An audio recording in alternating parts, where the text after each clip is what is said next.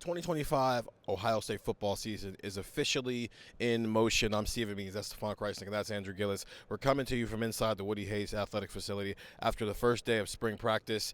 We split this up. I watched quarterback, Stefan watched the offense, Andrew watched the defense. Andrew, let's start with you. On a day when Ryan Day essentially said we didn't do squat today and we'll do stuff on Wednesday and going forward, what did you learn about Ohio State's defense? There's going to be a lot of versatility. There's a lot of rotating, so I'm sure a lot of people are very, very curious about it. Who's with the first team defensive line and who was rotating in and who was with the first team linebackers or who was after them. And I think, you can get an idea, right? Sonny Styles, Arvell Reese, those are your two linebackers. Jermaine Matthews was with the starting corners. Davison Igbinosun and Lorenzo Styles Jr., those were the corners. But, I think one of the things that you noticed is C.J. Hicks was rotating in as a defensive end, as we have talked about on this YouTube channel, on our podcast, on Subtext, on everything. C.J. Hicks is rotating in. The safeties were Malik Hartford and Caleb Downs, and they were rotating between basically free and strong safety. And, there was a lot of install today, right? So, kind of right where we're standing, what they would do is they would have a scout team and they would, motion somebody, and they were practicing, kind of motioning and adjusting down, and basically the safety would go down, and they were just flip-flopping Malik and Caleb and basically going to a one-high look. They start with a two-high look, and then you go down and you bounce the safety down into a one-high look, and it essentially becomes you have one safety with three linebackers and three corners. So there's going to be a lot of, I think, versatility. The defensive linemen, I think, we're bouncing around because you have Cade McDonald. I'm not sure who your next nose tackle is after him. So how do you fix that? Well, you move guys around. We saw a lot of rotating where, they would shift, and the defensive linemen, rather than just bump down, they would actually change positions. So the guy on the right would go to the left and vice versa. So this defense is going to be, I think, multiple. I think that was the word of the year for Ohio State on defense, right? Where everybody talked about the Oregon game and Jim Knowles and what did Nick Saban say? Antiquated? I think that was the word he used. That, I think, is going to change. Now, is it going to work? Well, we're not going to find out until the season, obviously, but that is something that I think Ohio State is changing from last year. There's going to be a lot of different looks. I think you're going to see a lot of different type of variations where a guy like C.J. Hicks can drop into coverage. You probably want him to rush the passer, but it wouldn't surprise me if you're bouncing around. You have different guys playing defensive end. If you have guys bumping down to a pass rushing role, if you have safeties bumping down out of the box and you're playing that one high look that Steven said they ran a couple of years ago, where you basically just run one deep safety. There's going to be a lot of different wrinkles to this defense, and that was what I got out of today. When you're not in pads, when there's not a real set starting rotation, when there's not a real set, this is your hierarchy 1, 2, 3. There obviously was a somewhat of a pecking order, but the thing that was pretty easy to pick up was this defense is going to be changing a lot. This defense is going to be versatile. Ryan Day said it. They want guys to play multiple positions. That, to me, was the takeaway of the day from the defense. I learned that Devin Sanchez is a very large corner.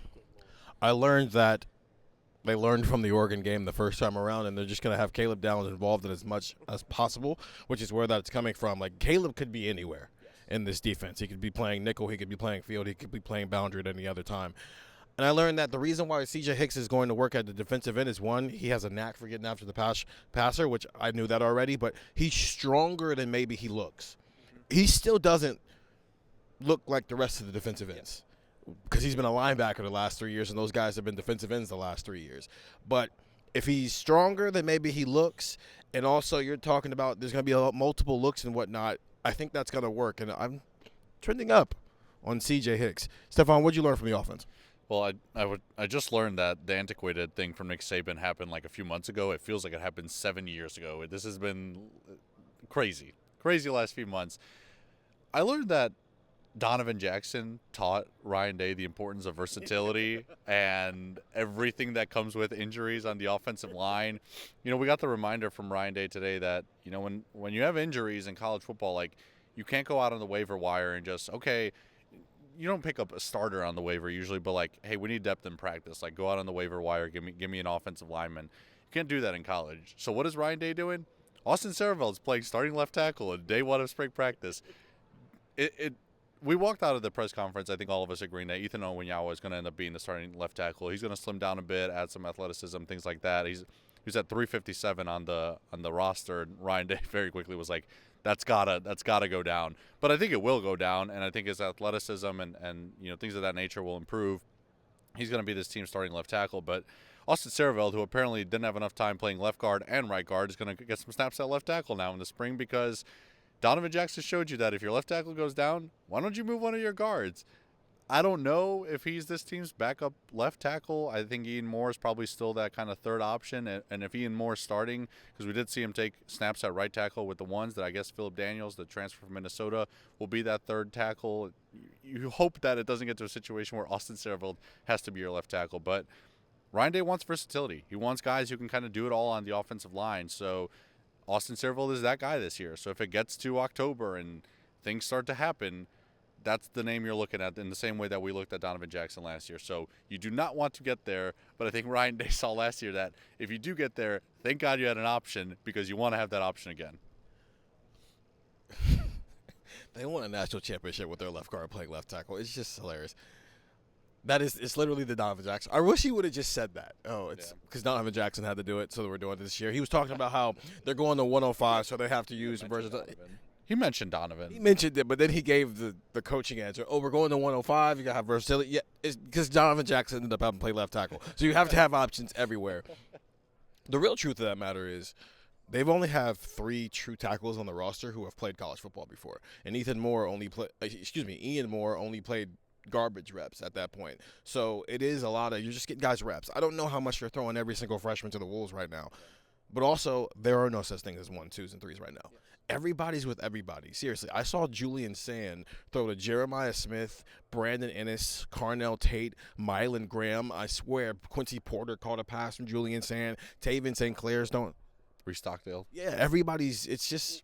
Well, and Caleb Downs was with the 2s at one point. It was Caleb Downs, Malik Hartford, and then like a backup linebacker core and a backup defensive line core. Because there's not 2s. We were joking like Caleb Downs is with the 2s. Write the story. It's like they're just mixing and matching at this point. There's no any of that, right? I think that's the one thing Ryan Day has tried to make clear. There's 2 times we talked to him, both right before spring practice and then right after the first day of spring practices. None of that's irrelevant right now. This is about individual development. Are they going to maybe tamper down some things going forward? Maybe, sure. But also, I don't know how much Jeremiah Smith and Caleb Downs and Carnell Tate and Davison Igbinosin and Sonny Styles are going to be doing much this spring, because they have played a lot of snaps and are going to be playing a lot of snaps 6 months from now. So right now, it's just about individual development. And so you take everything with a grain of salt and don't worry too much about who's with who, and just who's flashing, who stood out on the first day. And for me, who stood out on both sides of the ball, Devin Sanchez stood out for me. Bo Jackson stood out for me. Ethan Onwenu is a large human being. Large human being. Carter Lowe was listed at like 6'6", 350-plus pounds on the roster or something like that. Large human being. Much larger than he looked when he was just at day camps as a high school kid. You put him in some pads and he looks pretty big as well. So that's what stood out to me on first day, was Brandon Ennis is wearing number 1. Arvell Reese, we continue to ride that hype train. Guys look like they have had physical development and are maybe ready to take some of those steps now. Are they mentally, and can they, from a skill standpoint, develop to the point that on August 30th they're ready to go? Well, that's where we're going to spend the next 60, whatever. I don't know. I'm not good at math. Next 6 months trying to figure out. Get the text, 614-350-3315, 2-week free trial, $3.99 after that. I do know that number. Andrew, Stefan, Steven, first day of spring practice with more to come.